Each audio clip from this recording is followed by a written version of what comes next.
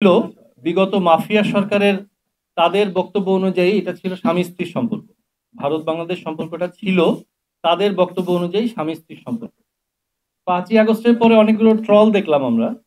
সম্পর্ক বদলে গেল একটি পলকে, কে আপন কে যে পর হলো রে, তাই না? অনেক দেখেছি। তো সম্পর্ক বদলে গেছে, অবশ্যই বদলে গেছে। আরেকটা বিষয় হলো যে আপনার ভারত বাংলাদেশ সম্পর্কে কথা আসলে অনেকগুলো কথা আসতেই হয়, যেগুলো এখানে চলে আসছে অলরেডি। সীমান্ত, পানি চুক্তি, কালচারাল যে আগ্রাসন, এটার ব্যাপারে একটু বলতে চাই। এরকম ধরেন, দেখেন, ये जो पाकिस्तानी भाई लोग हैं ना, वो तो कानून बनाकर हमें उर्दू सिखाने आए थे। नतीजा क्या हुआ? 1952 কি হলো? ভাষা আন্দোলনে সেই ভাষাটাকে एक्सेप्ट করলো না। लेकिन ये गाना सुनाकर, फिल्में दिखाकर हमें हिंदी सिखा के चला गया।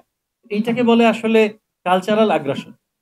এই কালচারাল আগ্রাসনের কারণে হিন্দি গান শুরু হয়ে গেছে। তা বলতেছি দেখে ভাই, আর কোনো গান নাই, গানই যখন বাজাবেন বাংলাই দেন, যেহেতু বাজাতেই হবে আপনার।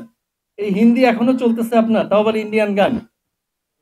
যাই হোক, তো সম্পর্ক যেহেতু বদলে গেছে, তো তারাও বুঝতে পারে বিষয়টা। এটা একটা ব্যাপার।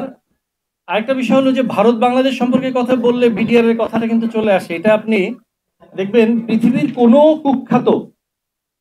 কুখ্যাত এই রেকর্ড নাই যে অন্য দেশের সোলজার নিয়ে এসে নিজের দেশের সোলজারকে হত্যা করে। এইটার গৌরব বা এটার কুখ্যাতি একমাত্র আছে ওই মাফিয়া শেখ হাসিনার। তো ভারত বাংলাদেশ সম্পর্কে কথা আসলে দেখেন, তারা আমাদের এখানে প্রথমে কি চাপানোর চেষ্টা করলো? বাঙালি জাতীয়তাবাদ। বাঙালি জাতীয়তাবাদ না, এপার বাংলা ওপার বাংলা সব যাতে একটা লেজে গোবরে গুলায় ফেলে মানুষ। যখন বাংলাদেশি না বলে বাঙালি বলবেন, তখন তো বাঙালি বাংলা ভাষাভাষী যত আছে সব চলে আসবে না? এই বাঙালি জাতীয়তাবাদের যে বাঙালি শব্দটা, আমরা কিন্তু বাঙালি হিসেবে লজ্জিত নই, আমি সেটা বলছি না। কিন্তু এই বাঙালি কথাটা একজন ভারতীয় বিখ্যাত লোক কি বলেছেন দেখেন। রবীন্দ্রনাথ ঠাকুর, উনি তো ভারতীয় নাকি? রবীন্দ্রনাথ ঠাকুর খোদ নিজে বাঙালি শব্দটাকে কিভাবে বলেছেন? অমানুষ বলেছেন। কিভাবে 7 কোটি সন্তানের হেমুগ্ধ জননী রেখেছো বাঙালি করে মানুষ করনি। তাহলে কি? মুমিনের বিপরীতে কি থাকে? কাফের। বিশ্বাসীর বিপরীতে অবিশ্বাসী। তো মানুষের বিপরীতে কি ভাই? তো একজন ভারতীয় বাঙালি এই বাঙালিকে বলছে, তাও বাংলাদেশি বাঙালিকে, 7 কোটি সন্তানের, কিন্তু সে কিন্তু তার বাঙালির কথা বলে নাই। তার মানে আমাদের বাঙালিকে তারা অমানুষ মনে হয়।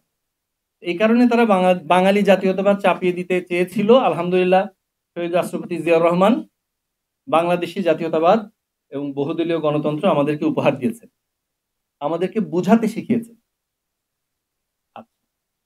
যেহেতু সময় কম, আরেকটা জিনিস বলি, সম্পর্ক কোন পথে যাচ্ছে, কোন পথে যেতে হবে, এই হিসাবটা করলে দেখতে পারবেন। শের বাংলা একে ফজলুল হক, বাংলার বাঘ, উনি কি বলতেন? তোমরা যদি কখনো দেখো, আমি একদম কোট টু কোট বলছি না, কথাটা এরকম বলেছি না, তোমরা যদি কখনো দেখো যে দাদারা বা ভারত আমার প্রশংসা করছে, তাহলে বুঝে নিও যে আমার কিছু প্রবলেম আছে। তার মানে আমার I am not on the right track. তাহলে বুঝতে হবে ভারত আমাদের এখানে কি কি বন্ধ করেছে।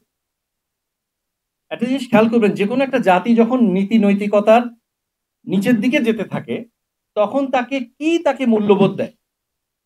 তার সংস্কৃতি, তার শিক্ষা, তার ধর্ম, এগুলো কিন্তু তাকে সেখানে বলে okay give it a break, একটা পজ দাও, তোমার মনে হয় ভুল হচ্ছে, একটু নিজেকে শুধরে নাও। সে যে ধর্মই হোক, সে তার স্ক্রিপচার যদি দেখে তাহলে দেখবে যে না, এখানে আমাকে একটু থামতে হবে, আমার মনে হয় ভুল হচ্ছে। ভারত বাংলাদেশকে উদ্বুদ্ধ করে জঙ্গি নাটক সাজিয়ে এই দেশে ইসলামিক টিভি, পিস টিভি এগুলো বন্ধ করে। তার মানে বুঝতে হবে তারা তাদের আগ্রাসন চালু রাখতে গিয়ে কোথায় কোথায় হাত দিয়েছে, ওগুলো আমাদের খুঁজে বের করতে হবে।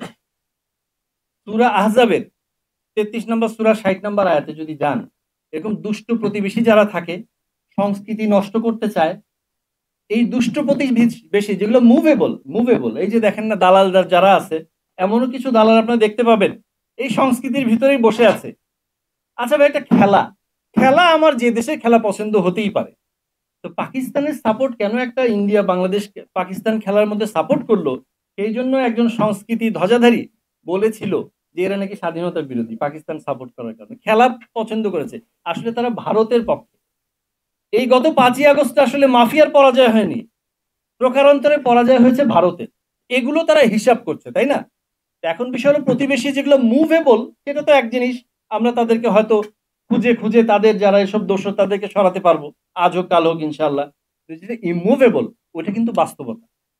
এই ইমুভেবল যে বাস্তবতা, যে রাষ্ট্র, এই রাষ্ট্রটাকে তো আমরা সরাতে পারবো না, তাই না? তাহলে প্রতিবেশী রাষ্ট্র হিসাবে তার সাথে আমার চোখে চোখ রেখে, আই টু আই রেখে, তার সাথে আমি যে ডিল করে, আমার যে অগ্রাধিকার ভিত্তিতে, দেশনায়ক জনাব তারেক রহমান যেটা 31 দফার 19তম দফায় বলেছেন, যে নিজের দেশের স্বার্থকে অগ্রাধিকার ভিত্তিতে আন্তর্জাতিক সম্পর্ক উন্নয়ন করা, এটা হলো তার 19তম দফা। তো সেইভাবে যদি আমরা সামনে যেতে পারি, ইতিহাস যদি দেখি, তাহলে কি দেখি? মুক্তিযুদ্ধের সময়, সেদিন আমাদের আগামী দিনের রাষ্ট্রনায়ক বলেছেন, মুক্তিযুদ্ধের সময় একটা দল শুধু মৌজ মাস্তি আমোদ প্রমোদ করেছে কলকাতায় বসে, আরেকটা দল কি করেছে? স্বাধীনতার বিরোধিতা করেছে। তাহলে আমরা বুঝতে পারছি যে ওই আগ্রাসী শক্তির সাথে আই টু আই রেখে আসলে যারা ডিল করতে পারবে, সেটা একমাত্র বাংলাদেশ জাতীয়তাবাদী দল বিএনপি। সবশেষে একটা জিনিস বলতে চাই, যেটা অন্যান্য বক্তারা অলরেডি বলে গেছেন, সেটা হলো সম্পর্ক কোন পথে যদি আমি বলি, তাহলে এগুলো থেকে শিক্ষা নিয়ে আমার মনে রাখতে হবে, ওরা কিন্তু দেশটা অনেক বড়, কলিজাটা কিন্তু এতটুকু। কিভাবে দেখেন, বেশি দিন হয় নাই, ওরা কিছু না দিলে নাকি আমরা চলতে পারবো না। এই তো একটু আগে রাশেদ ভাই বলে গেলেন, এই যে ভিয়েতনাম থেকে আসতে এতদিন লাগবে। এই রিপাবলিকানের একজন আছে না, ময়ূখ না কি জানো ভাই, নামটা কি জানো, যাই হোক হোয়াট এভার, এই ধরনের কিছু একটা, সে দেখি বলছে দেবো দেবো দেবো দেবো, ডিম দেবো, পেঁয়াজ দেবো, এরকমই কিছু একটা। আমি আইটু মানে কোট টু কোট বলছি না, যে ভাইয়া ভিয়েতনাম থেকে আসতে এতদিন লাগবে, চায়না থেকে আসতে এতদিন লাগবে, তারপর পাকিস্তান থেকে আসতে এতদিন লাগবে, মালয়েশিয়া থেকে এতদিন লাগবে, ডিম দেবো, পেঁয়াজ দেবো, 2 দিন লাগবে, নেবে নেবে।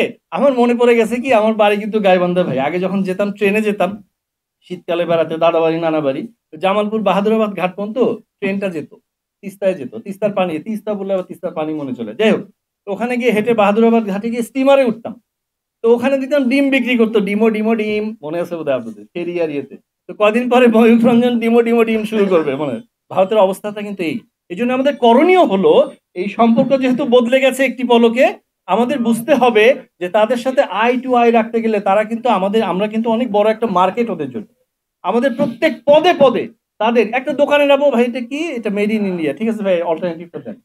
তাদের পণ্য বর্জন, তাদের সংস্কৃতি বর্জন, সবকিছুকে আমাদের অকপটে বর্জন করতে হবে। তাহলেই আমরা তাদের সাথে সেই আই টু আই রেখে, এবং তারাই অলরেডি ওই ডিমো ডিমো ডিম পর্যায়ে চলে আসবে ইনশাল্লাহ। পরিশেষে সবার সুস্বাস্থ্য দীর্ঘায়ু কামনা করে